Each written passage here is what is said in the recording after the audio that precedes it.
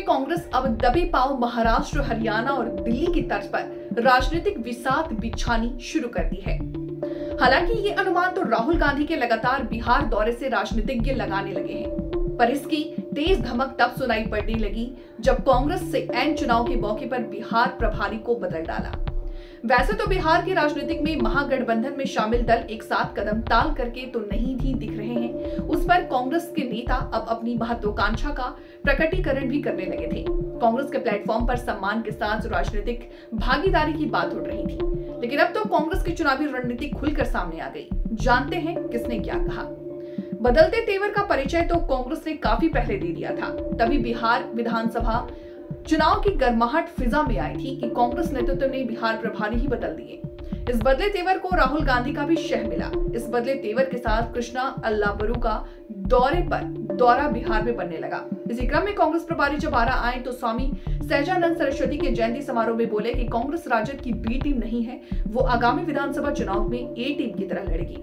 साथ ही ये संकेत भी दे डाला कि कांग्रेस सम्मानजनक समझौता के साथ ही चुनाव लड़ेगी। कांग्रेस ने इस बदले तेवर का प्रभाव भी पड़ा। कांग्रेस नेता अकेले लड़ने की बात भी करने लगे, यहां तक कि एनएसयूआई के राष्ट्रीय अध्यक्ष कन्हैया के भी तेवर बदले नजर आए। एनएसयूआई के राष्ट्रीय प्रभारी सह वर्किंग कमेटी के सदस्य युवा कांग्रेस नेता डॉक्टर कन्हैया कुमार भी उसी अंदाज में बरसे। यही वजह है कि कन्हैया इस बार का बिहार दौरा बदले अंदाज में नजर आए। आमतौर पर खुल करके अपनी बात रखने वाले कन्हैया के एक बयान ने महागठबंधन की राजनीति में वो पलीता लगा दिया, जिसके बाद महागठबंधन के बिखरने के संकेत मिलने लगे। दरअसल बेगूसराय के बीहट में जिला युवा कांग्रेस की समीक्षा बैठक में बिहार और बेगूसराय की राजनीति पर विस्तार से चर्चा हुई। इस दौरान कन्हैया ने ये कह डाला कि जिला कांग्रेस को गांव-गांव और वार्ड तक ले जाने की आवश्यकता है, तभी कांग्रेस अपने दम पर चुनाव में मजबूत प्रदर्शन कर सकती है। संभव है कि अगर राजद कांग्रेस की शर्तें नहीं मानेगी तब कांग्रेस अकेले चुनाव लड़ सकती है। राजद सम्मान के साथ शर्तें मानेगी तभी कांग्रेस राजद के साथ गठबंधन करेगा, अन्यथा 243 सीटों पर कांग्रेस अकेले चुनाव लड़ेगी। राहुल गांधी महागठबंधन में रहते अब कांग्रेस के मुद्दे, कांग्रेस की रणनीति, चुनावी हिस्सेदारी अब खुद तय करने लगे थे। बिहार अब उनकी प्राथमिकता में आ गया।